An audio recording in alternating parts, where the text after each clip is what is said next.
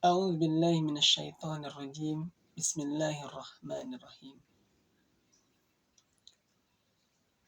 Air mendidih karena kepanasan di dalam tenda anak sekolahan. Jangan bersedih yang berlebihan, karena itu tanda ketidakridhoan. Assalamualaikum warahmatullahi wabarakatuh. Alhamdulillah, wassalatu wassalamu ala rasulillah wa ala alihi wa mawala, amma ba'du. Sahabat-sahabatku yang dirahmati Allah Subhanahu wa taala. Setiap kita selalu memiliki rasa sedih. Karena itu adalah lawan daripada bahagia. Kalau kita tidak bahagia, kita bersedih. Kalau tidak bersedih, ya bahagia. Semuanya berpasang-pasangan. Sebagaimana ada malam, ada siang. Ada wanita, ada laki-laki. Maka hidup ini menjadi indah ketika selalu ada pasangannya. Nah, terkait dengan sedih berlebihan ini, sebuah ungkapan indah dari Syekh Aid Al-Qarni. Beliau berkata, jangan bersedih. Sebab bila Anda bersedih gara-gara satu musibah, maka satu musibah itu akan menjelma menjadi banyak. Sahabat-sahabatku yang dirahmati Allah Subhanahu wa taala.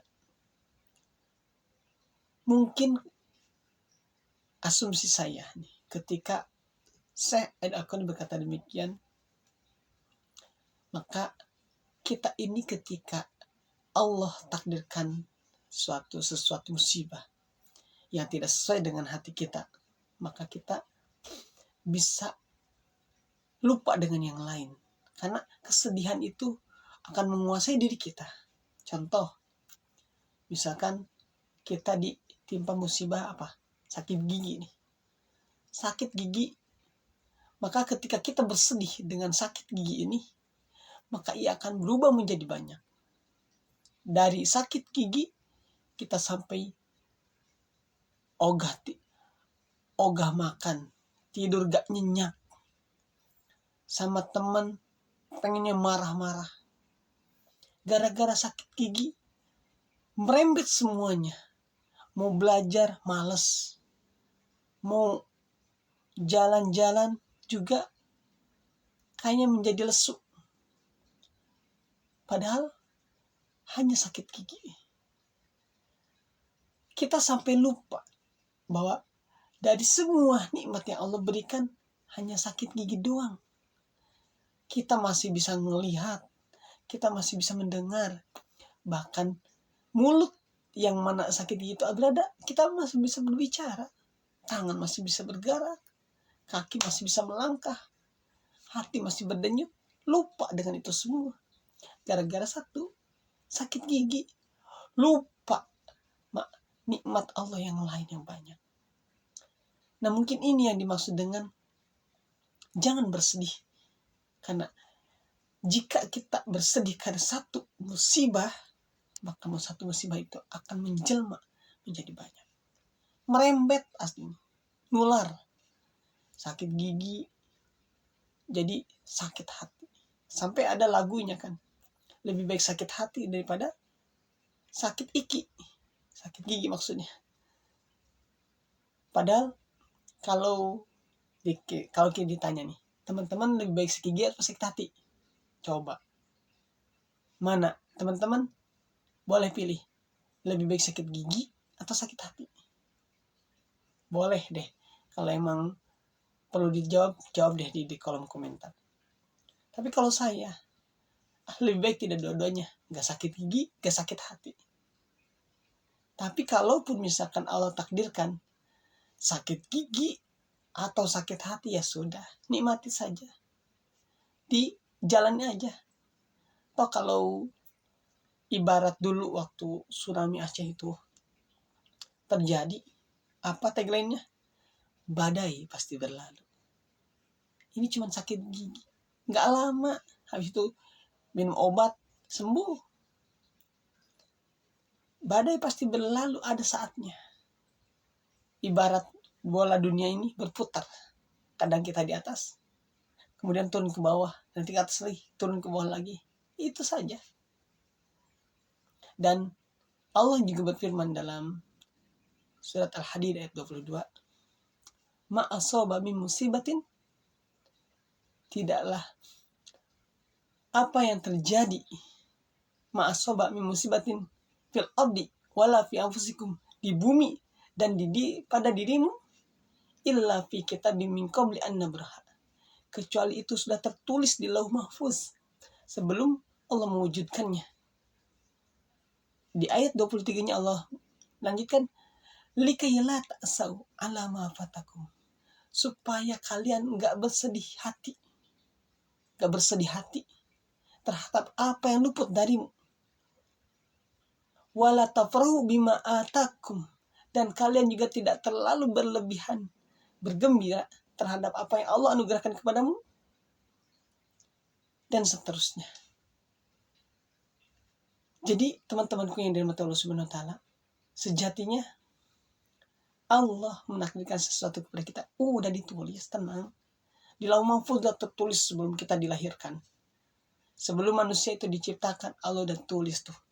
Karena yang Allah ciptakan pertama adalah kolam, pulpen, buat nulis, untuk nulis takdir kita. Makanya jangan pernah bersedih hati ketika kita suka dengan wanita, yang kita sukanya sama orang lain. Atau kita pengen ngelamar di satu perusahaan, ditolak.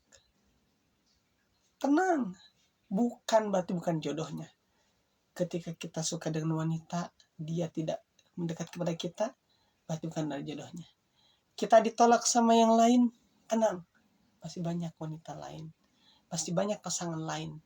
Karena jodoh gak mungkin tertukar. Itu yang saya percaya. Jodoh itu gak perlu tertukar. Jodoh itu bisa dekat, bisa jauh. Orang yang kita suka bukan boleh jadi jodohnya, boleh jadi jodoh orang lain. Maka siap-siap. Buat yang masih muda, yang masih senang dengan lawan jenis, alhamdulillah senangnya dengan lawan jenis. Bahaya kalau senang dengan satu jenis. Nanti kayak kaumnya Nabi Lut dengan sesama jenis. Naudzubillah min dzalik. Nah, meskipun kita dalam norma yang benar suka dengan lawan jenis, tapi kita harus tahu dengan kaidah Rasul, dengan kaidah Allah, bahwa jodoh itu tak akan tertukar. Tenang saja, nikmati saja. Ketika musibah Allah takdirkan kepada kita, pasti ada hikmahnya. Karena sejatinya Allah itu gak menginginkan hambanya itu sengsara. Gak. Selalu Allah itu menginginkan kita kebaikan. Sampai kata Allah, innal hasanat yudhibna sayiat. Setiap kebaikan itu bisa menghapuskan dosa-dosa. Kesalahan-kesalahan dihapuskan asal kita berbuat baik. Kurang baik apa coba Allah? Maha pengampun, dan ampunnya lebih luas daripada amarahnya. Oleh karenanya, jangan bersedih. Nikmati saja, badai pasti berlalu. Dan setiap kesedihan itu akan membuat kita kuat, akan membuat kita yakin, dan akan membuat kita semakin dekat kepada Allah. Karena kita tidak punya kekuatan, tidak punya apa-apa kecuali Allah yang memberikan kekuatan. La haula wala quwata illa billah. Teman-temanku yang dirahmati Allah Subhanahu wa taala, mari kita selalu berhusnuzan kepada Allah. Setiap takdir yang Allah berikan kepada kita, nikmati saja. Ada orang yang menghina kita, itu mah bagian daripada anugerah dari Allah, supaya kita kuat, supaya kita kokoh. Baru dihina, belum dilemparin tai, belum dilempari kotoran maksudnya. Dulu Rasul kan begitu, udah dihina, dilempari kotoran, dicaci maki dan sebagainya.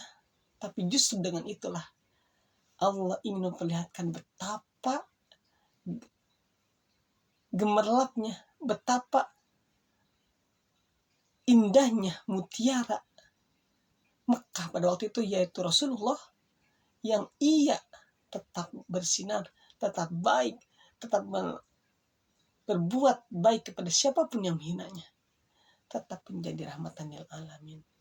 Dan ketika kita dicoba, diuji, dicaci, dimaki sebagaimana Rasulullah, maka yakinlah bahwa itu dalam rangka agar kita menjadi dewasa, agar kita semakin yakin, agar kita bisa merasakan bagaimana dulu perjuangan Rasulullah Shallallahu Alaihi Wasallam. Sahabat-sahabatku yang dirahmati Allah Subhanahu Wa Taala, semoga Allah karuniakan kepada kita kekuatan, kesabaran untuk bisa melewati setiap episode yang tidak sesuai dengan harapan kita. Karena kalau episodenya bahagia, senang, menyenangkan, nah setiap orang bisa. Tapi jangan salah, itu pun juga bagian ujian. Karena ada orang yang diuji dengan kesenangan, kebaikan, semua permintaannya diwujudkan, justru dia malah jadi takabur, sombong, dan Allah tidak suka itu. Allah tidak senang. Jangan sampai nanti ketika Allah uji kita dengan tahta, kemudian harta, maka kita menjadi Fir'aun dan Korun zaman now.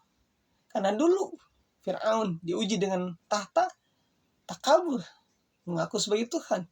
Dulu Korun diuji dengan harta, sombong, sampai berkata bahwa ini adalah karena kemampuan diriku. Nah, semoga kita tidak menjadi Fir'aun, Korun masa kini yang dulu pernah Allah jadikan sebagai contoh agar kita berlindung kepada Allah dan tidak menjadi orang-orang yang sombong dan serakah sebagaimana Korun dan Fir'aun. Barakallahu fikum. Kebahagiaanmu adalah kebaikanmu. Wassalamualaikum warahmatullahi wabarakatuh.